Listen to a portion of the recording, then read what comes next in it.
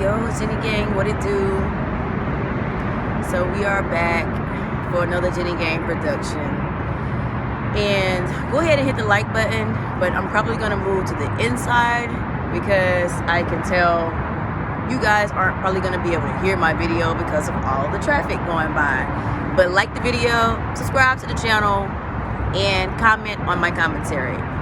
Okay, so this is much better. I'm inside the gym of the hotel, and you can't really see the beautiful pool background, but you couldn't see it out there either, so at least you guys can hear me. But like I said, like, share, subscribe, and comment on my commentary. Make sure you turn on your post notifications so that you can make sure you get notified whenever I drop my random horror story videos. So for starters, happy Valentine's Day to the gang. I hope everyone feels loved. I hope everyone loves somebody. If not, you know what I'm saying, love yourself, which you should do that anyway. So when I woke up today, I'm like, what do I want to talk about? There's not any like crazy current horror stories, which is cool. You know what I'm saying? So we're going to talk about a Valentine's Day true crime horror story from 2010. This is one of the cases that I've seen a couple of times, but I'm going to read the article just to make sure I get accurate information, and then I'll elaborate. So this particular Valentine's Day story is about Stacy Schoeck. This is a 36-year-old woman. She was married. As a matter of fact, she'd been married 4 times already, and her 5th marriage was to a guy named Richard Schoeck, okay? These people were in DeKalb County, Georgia, and basically, Richard was actually a good guy. He took Stacy's kids, you know, as his own.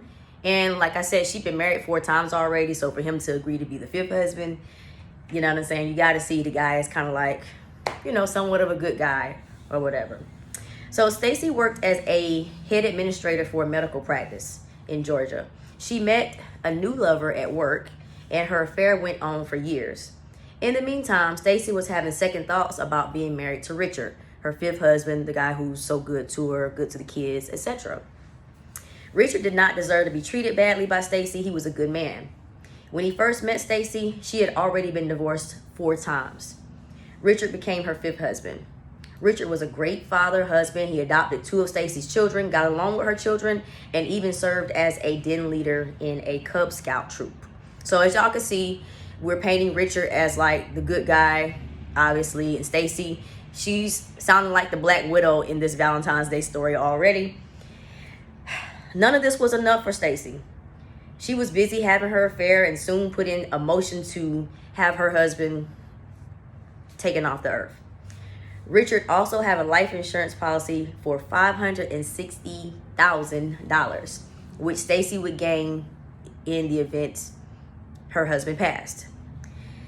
To hurt her husband, Stacy enlisted the help of a co-worker. Her co-worker was named Lenitra Ross. Lenitra worked as a medical assistant at Stacy's workplace. Stacy confided in Lenitra about her wish to off her husband. She stated that Richard had been taking advantage of one of her sons, so she wanted him to perish. Sorry, y'all, I gotta use these words for YouTube. So y'all know, Stacy's talking to her friend, her co-worker at work, about having her husband taken out or whatever. So Lenitra says she knows a hitman. The hitman in question was Reginald Coleman, who was a personal friend to Lenitra. He worked as a personal trainer as his regular job. Reginald did not seem to have any misgivings about the plot or being involved in a for hire.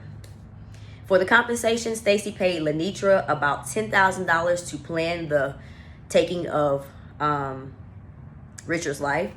The money mostly went to Reginald. Lenitra's payment for the murder was, was to live rent-free in a house owned by Stacy. So just let's get the payment together. Stacy reaches out to her friend Lenitra, or co-worker, to get someone to off her husband.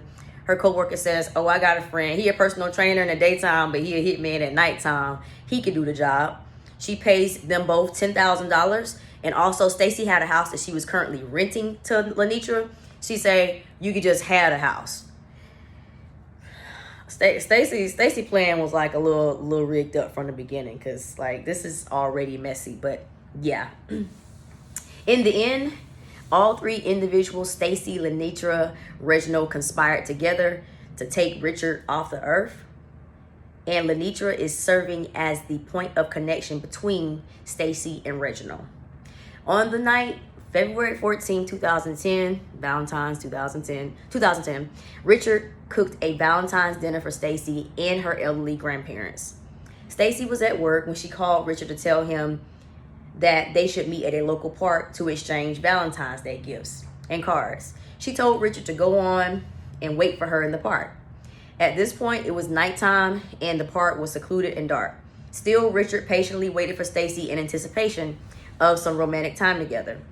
Unbeknownst to Richard, Reginald had also been waiting at the park. Reginald is the hired hitman and had arrived before Richard. At some point while Richard was waiting for Stacy, he was by Reginald.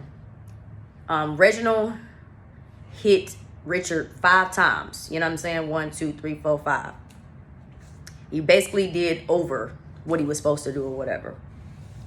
He was hit twice in the face at close range. The bullets penetrated his brain and spinal cord. The other 3 hits were to his abdomen and his chest. So Stacy done set her husband up, sent him to the park, saying she want to give him some cards and spend some time for Valentine's Day. All along, basically, she just setting him up to get, you know what I'm saying, all this stuff. And this man had cooked dinner for her elderly grandparents. He was good up until the day she took him away. You know what I'm saying?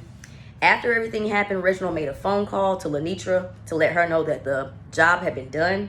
Stacy was notified shortly.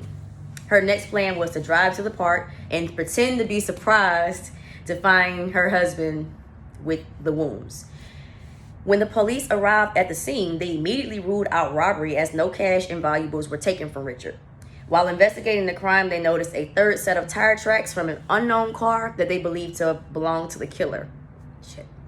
In searching for the unknown car, they received a tip from Stacy's cousin, who directed them to the car which Reginald had driven, which was now parked by Lenitra's home.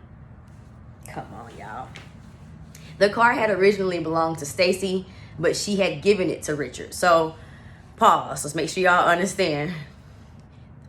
Stacy actually wanted the hit on her husband to look like a robbery. So they were supposed to take something and they weren't supposed to hit him up 5 times. You know what I'm saying? That's like overdoing it for just a simple robbery, knock the person off and boom. But also Stacy, like I said, this plan was kind of botched from the beginning. She gave Reginald, the hitman, a car to drive, a car that she used to drive.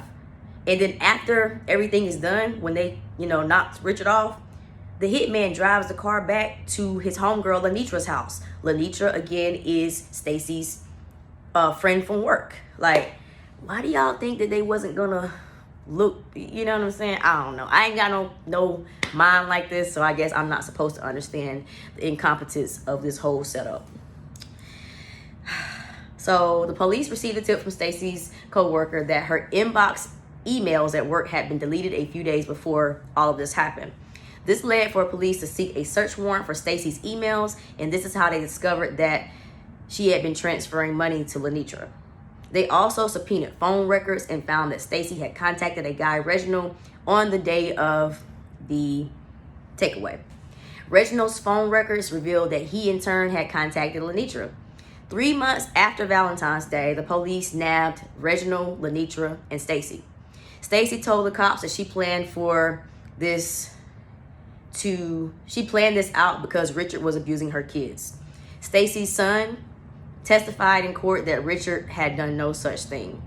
Richard was a good guy, y'all. Like I said, he ain't do nothing to them kids. He done everything for Stacy. And what this broad do, she decided to set him up so she could be with her little lover from work. And she wanted to get that $560,000 and just run away in the sunset, I guess. But yeah, Stacy got life in prison. So it won't be no sunset for her no time soon, okay? And that is today's horror, aka true crime story. I guess just to touch on it, like I said in the beginning, I hope everybody's having a great Valentine's Day. I hope you with your lover, your friend, somebody you care about, you know, and they care about you. But you got to make sure that whoever you loving on is loving you the way that you love them, because obviously the guy in this story, Richard Schoeck, he was totally blindsided by all of this. He still probably don't, I mean, he's passed away, but he don't even know what happened. All he know, he was trying to be a good husband and do what his wife said. Hey, it's Valentine's Day. We need some alone time. Meet me at the park. To me, that would have automatically been suspicious. You know what I'm saying? Even if it was my husband or wife. Because, like, we got dinner at the house. Why we need to go to a dark park? You know what I'm saying? We can go get a hotel. We can do anything. Like, it doesn't make sense. But Richard was very submissive to his woman. And unfortunately, his submission cost him his life. And Stacy, she's just a plain out Black Widow. Ain't no way other to say it. She wanted her cake, ice cream, cheesecake, fudge, and all that too, but you can't do that, okay?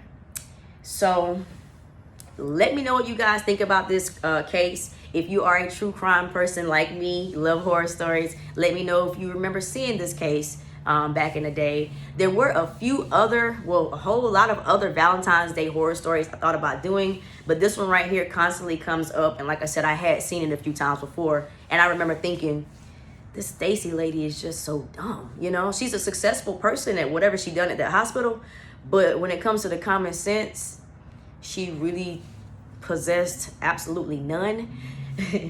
But let me know what y'all think. Like, share, and subscribe, and I will see you guys on the next video.